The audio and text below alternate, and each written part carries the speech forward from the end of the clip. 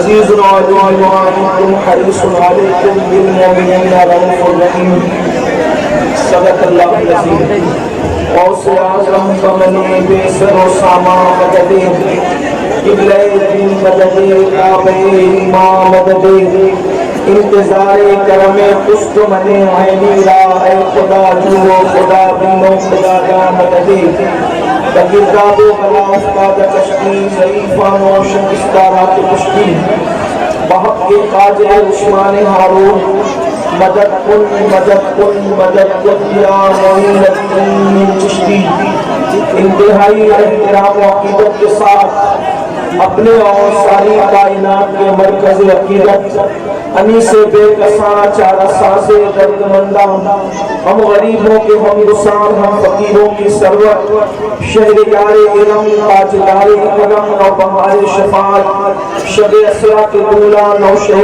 بزم جنت دانائے سبل مولائے کل ختم الرسل خسرو خوبا سیاح رامت رام وجہ کل فقا در اللہ المکنون سر اللہ المخزون عالم ما کانا وما یکون آب و گل امریہ جانو دل اسفیہ مدلے ہر سعادت مدلے ہر سیادت خلاصہ کائنات فخر موجودات حضور مدے مجتبہ محمد مصطفیٰ ارواحنا فدا صلی اللہ علیہ وآلہ وصحبہ وبارک وسلم کی بارگاہ بے بنا میں جس طریقے سے پڑھاؤں بلند آواز سے میرے ساتھ مل کر پڑھیں الصلاۃ والسلام علیک یا رسول اللہ الصلاۃ والسلام علیک یا نبی اللہ الصلاۃ والسلام علیک یا حبیب اللہ وعلی آلک و اصحابک یا نور اللہ صلی اللہ علیہ وسلم سرور کہوں کہ مالک و مولا کہوں تجھے یا رسول اللہ سرور کہوں کہ مالک و مولا کہوں تجھے باغ خلیل کا گل زیبا کہوں تجھے خرما نصیب ہوں تجھے امید کے کہوں جانے مراد کانے تمنا کہوں تجھے اللہ رے تیرے جسم منور کی تابشیں اللہ رے تیرے جسم منور کی تابشیں اے جانے جاں میں جانے تجلا کہوں تجھے مجرم ہوں اپنے عفو کا ساما کروں شہاں یعنی شفیعی روزے جلا کا کہوں تجھے صبح وطن کے شام غریباں کو تو شرف بے کس دواز کے سو والا کہوں تجھے اور تیرے جو وصف عیب تناہی سے ہے بری حیران میرے شام میں کیا کیا کہوں تجھے اور کہلے ہی سب کچھ مجھے سنا تھا کی خاموشی چپ ہو رہا یہ کہہ کے میں کیا کیا کہوں تجھے لیکن رضا نے ختم سخن اس پہ کر دیا لیکن رضا نے ختم سخن اس پہ کر دیا خالق کا بندہ خلق کا آقا کہوں تجھے آج کی یہ محفل ہم سب کے آقا و مولا خاتم النبیین سید العالمین قائد المرسلین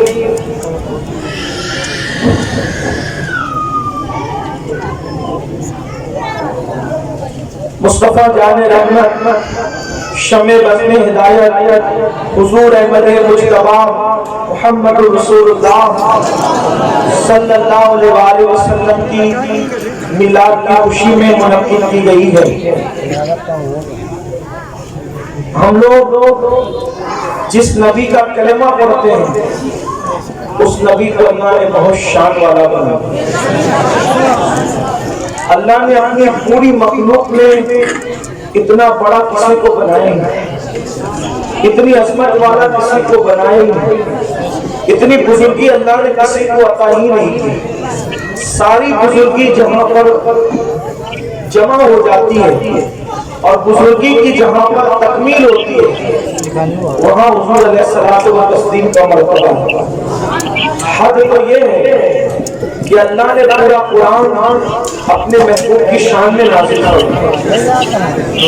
اللہ ان کی رضا چاہتا ہے، ان کی سب اللہ کی رضا چاہتے ہیں، سب اللہ کی خوشی چاہتے ہیں، اور اللہ اپنے محبوب کی رضا چاہتے ہیں. اسی لیے ہمارے امام کہتے ہیں خدا کی رضا چاہتے ہیں دو عالم، خدا کی رضا چاہتے ہیں دو عالم، اور خدا چاہتا ہے رضائے محمد.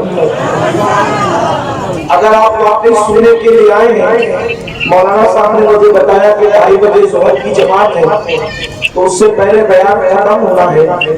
آپ لوگ اگر سننے آئے ہیں تھوڑی دیر دلچسپی سے سن لیں، اس لیے کہ میلاد النبی کی محفل ہے. جس نبی کا ہم کلمہ پڑھتے ہیں، آپ کو ہمیں پتہ ہونا چاہیے کہ اس نبی کی عزت اللہ بھی کرتا ہے، فرشتے بھی کرتے ہیں، جانور بھی کرتے ہیں، درخت بھی کرتے ہیں، کعبہ بھی ان کا احترام کرتا ہے. ہم لوگوں کو اس کی اہمیت نہیں پتا، تو تھوڑی دیر ذرا سنیں اور غور کریں کہ کس نبی کا کلمہ پڑھتے ہو. آپ کس نبی کا کلمہ پڑھتے ہو؟ آپ سے میری پہلی گزارش یہ ہے کہ اگر آپ میری بات سننے اور ماننے کے لیے آئے ہیں تو جن کے ہاتھوں میں موبائل ہے وہ پہلی فرصت میں موبائل جیب میں رکھیں، اور جو چلا ہے وہی بیٹھ جائے. ذرا ہم دیکھیں تو ہماری بات پہ لوگ کتنا عمل کرتے ہیں. ماشاءاللہ بہت اچھے لوگ ہیں یہاں پہ. کوئی کسی کو مت بولو، کوئی کسی کو مت بولو، سب لوگ خاموشی سے سنو. ماشاءاللہ ہماری محفل میں ہمارے برادر عزیز سید آصف الدین جیلانی صاحب بھی موجود ہیں، علماء کرام بھی موجود ہیں. تھوڑی دیر اپنے نبی کی شان سنیں، اپنے نبی کا مقام، اپنے نبی کی عظمت، اپنے نبی کی بزرگی سنیں. جن کا احترام اللہ سکھاتا ہے، جن کی تعظیم اللہ سکھاتا ہے. دنیا میں کوئی انسان ایسا نہیں ہے جس کی خوشی اللہ چاہتا ہے سوائے ایک ہستی، وہ آمینہ کا راز. اللہ ان کی رضا چاہتا ہے. اللہ کا قانون بدلتا نہیں ہے، اللہ کا قانون بدلتا نہیں ہے، لیکن محبوب کی خوشی کے لیے آپ ذرا اندازہ کریں، محبوب کی خوشی کے لیے اللہ تعالیٰ اپنے محبوب کو تحفے میں 50 وقت کی نمازیں دیتا ہے. کتنے وقت کی؟ 50 وقت کی. اور محبوب جب واپس لوٹتے ہیں تو ساتویں آسمان پر حضرت موسیٰ سے ملاقات ہوتی ہے. تو آپ پوچھتے ہیں اللہ نے کیا دیا آپ کی امت کے لیے، تحفہ کیا دیا؟ تو آپ فرماتے ہیں 50 وقت کی نماز. تو آپ عرض کرتے ہیں مجھے اپنی امت کے بارے میں تجربہ ہو چکا، آپ کی امت 50 وقت کی نماز نہیں پڑھ سکے گی. آپ واپس جائیے، اپنے وقت کی طرف واپس جائیے اور اس کو کم کریں. اس کا مطلب حضرت موسیٰ علیہ السلام بھی جانتے ہیں کہ یہ ایسی ہستی ہے، اگر یہ چلے گئے تو اللہ تبارک و تعالیٰ پھر 50 کو نہیں دیکھیں گے، بلکہ اللہ ان کا چہرہ دیکھ کر ان کی محبت میں کم فرما دے گا. اور حضور گئے، اب توجہ سے سننا، حضور گئے، مشہور بات ہے، حضور گئے، واپس گئے، عرض کی مولا اس میں سے کچھ کم کر دے. آپ سے پوچھتا ہوں، جا کے کسی بھی مفتی سے پوچھنا، کسی بھی مسلک کے عالم سے پوچھنا کہ اللہ اگر کوئی حکم جاری کر دے تو ہے کسی کے اندر ہمت اس کو کم کرائے؟ اور اگر کوئی کم کرانے کی کوشش کرے تو کیا اللہ کم کرے گا؟ سب اللہ کے بندے ہیں، لیکن یہ حضور کی شان ہے. جب گئے اللہ نے کہا معبود 5 کم کی، پھر 45 رہی، پھر واپس لوٹے. حضرت موسیٰ علیہ السلام نے کہا حضور یہ بھی بہت ہے، پھر واپس گئے، پھر 5 کم کی، پھر آئے 40 رہی، حضور یہ بھی بہت زیادہ ہے، پھر واپس گئے، پھر 5 وقت کی 35 رہی، ایسے کرتے کرتے صرف 5 وقت کی رہ گئی۔ تو حضرت موسیٰ علیہ السلام نے کہا حضرت یہ بھی زیادہ ہے، واپس جائیے اس میں بھی کم کرائیے۔ تو حضرت موسیٰ علیہ السلام سے میرے آقا نے فرمایا موسیٰ اب مجھے حیا آتی ہے، اتنی بار جا کے کم کرا چکا، حیا آتی ہے۔ تو 5 رہ گئی، اللہ نے فرمایا محبوب تیرے لیے 50 کو 5 کر دیا، لیکن میرا حکم بدلتا نہیں ہے۔ اگر تیرا کوئی امتی 5 وقت ہی کی پڑھ لے تو میں اس کو 50 وقت پڑھنے کا ثواب دوں گا، میں اس کو 50 وقت کی پڑھنے کا ثواب، یعنی ثواب میں کمی نہیں ہے۔ میں نے نمازوں کے وقت میں کمی کر دی ہے لیکن ثواب میں کمی نہیں کی ہے۔ اب آپ سے میں پوچھنا چاہتا ہوں مسلمانوں، مجھے بتاؤ وہ اللہ ہو کر محبوب سے محبت کرتا ہے تو محبوب کی بات مانی کہ نہیں مانی؟ محبوب کی بات مانی کہ نہیں مانی؟ مانی، اور محبوب کی بات مان کر 50 کو 5 کر دیا۔ کہاں 50 کہاں 5؟ دوسری بات، اللہ کے رسول علیہ السلام جب مکہ مکرمہ سے ہجرت کر کے مدینہ منورہ تشریف لائے تو حضور علیہ السلام انبیاء کا جو قبلہ تھا جسے بیت المقدس کہتے ہیں اس طرف رخ کر کے نماز پڑھتے تھے۔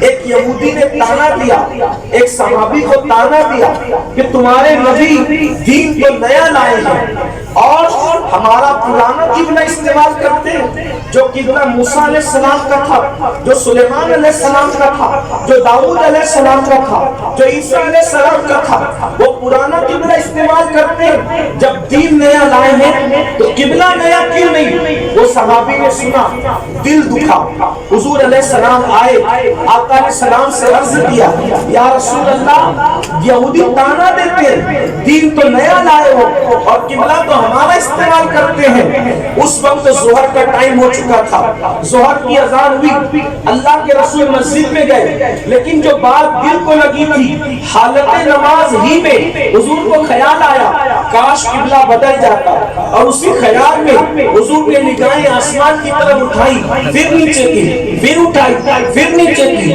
پھر اٹھائی، پھر نیچے کی، دعا نہیں کی، عرضی نہیں کی، اللہ سے کچھ مانگا نہیں، صرف نظریں اٹھی، اللہ اکبر، محبت کی نبی کرتا ہے اللہ، صرف نظریں اٹھی، اللہ نے جبریل سے کہا جبریل جاؤ اور محبوب سے کہو قد نرا تقلب وجهك في السماء فلنولينك قبلة ترضاها۔ اے محبوب ہم یہ بار بار آپ کے چہرے کو آسمان کی طرف اٹھانا دیکھ رہے ہیں، تو آپ کا دل جدھر چاہے آپ ادھر اپنا رخ کر لیں، قبلة ترضاها، جدھر میری خوشی ہے اسی کو قبلہ بنا دیں۔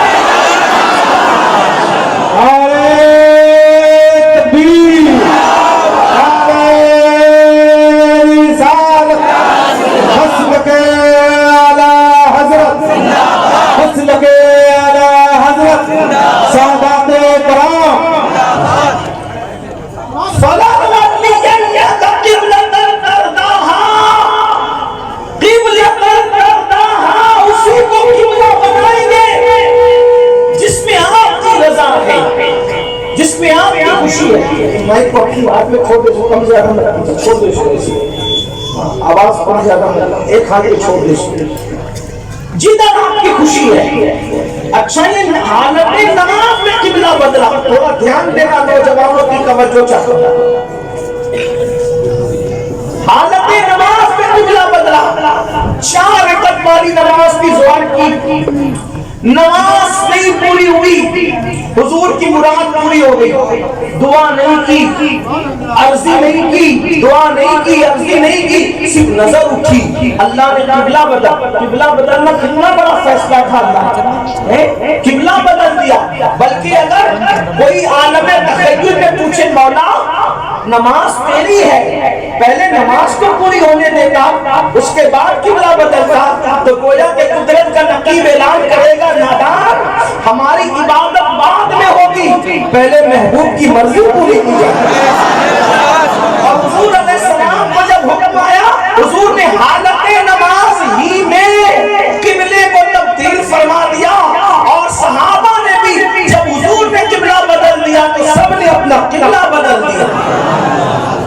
دو باتیں میں نے کر دی. آپ کو اگر بات سمجھ میں آ گئی, اللہ ہوگا, بولو اللہ کو کسی کی ضرورت ہے, اللہ کسی کا محتاج ہے, سب اللہ کے